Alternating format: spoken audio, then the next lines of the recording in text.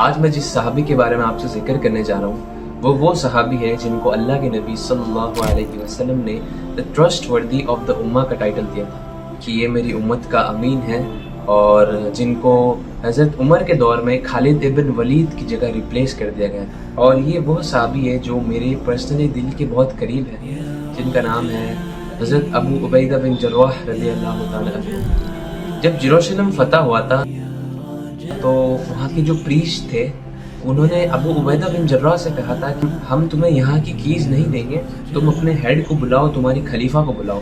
तो हज़रत उमर बहुत लंबा सफ़र करके जेरूशलेम आए थे और फिर उधर के बादशाह ने उनको कीज़ दी थी। तो हज़रत उमर बहुत ज़्यादा थक गए थे।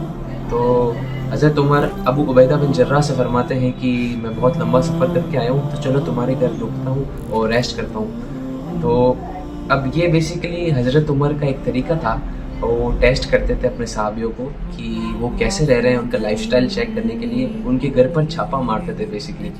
हज़रत अबू उबैदा ये सुनकर हेजिटेट हो जाते हैं और कहते हैं, ये अमीरुल मोमिनीन, हम कहीं और चलते हैं, मैं आपकी खिदमत करता हूँ, आपको अच्छा खाना सर्व करता हूँ और आपको एक अच्छी रेस्ट करने की जगह लेके चलता हूँ, आप मेरे घर ना चले, हम कहीं और चलते हैं। तो हज़रत उमर कहते हैं, नहीं, तुम्हारे घर क्या मसला है, हम तुम्हारे घर ही चलेंगे। तो अबू उबैदा कहते हैं, ठीक है फिर चलें।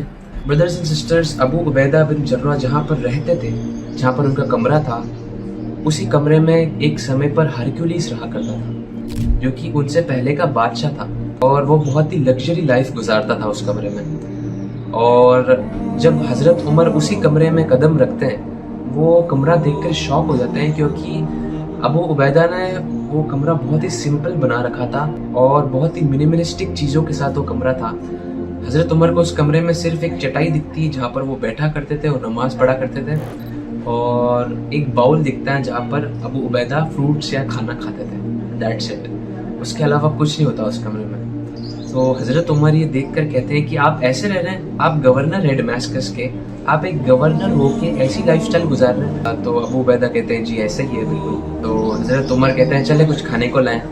सो अबू उबैदा एक चंद ब्रेड के पीसेस एक बाउल में सर्व करते हैं उन्हें। तो हज़रत उमर ये सब चीज़ें देखकर बिल्कुल शॉक हो जाते हैं और सोचते हैं कि अबू उबैदा ऐसी लाइफस्टाइल, सिंपल लाइफस्टाइल गुजार रहे हैं। और फिर हज़रत उमर अबू उबैदा को एक सेंटेंस कहते हैं, वल्लाही the world has afflicted all of us but not you O Abu Ubaida.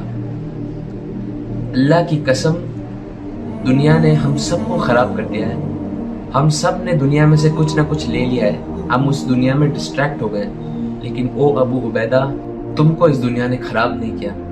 हज़रत उमर बहुत ही विजनरी सहाबी थे और वो सेंटेंस अबू उबैदा को इसलिए कहते हैं क्योंकि हज़रत अबू उबैदा को दुनिया से कुछ भी नहीं चाहिए था। ऑल ही वांटेड वाज कि इस्लाम फैल जाए, अल्लाह रसूल का पैगाम आगे तक पहुंच जाए, and that's it. So that's why अल्लाह के नबी सल्लल्लाहु अलैहि वसल्लम ने उनको द ट्रस्टवर्दी ऑफ द उम्मा का टाइटल दिया था।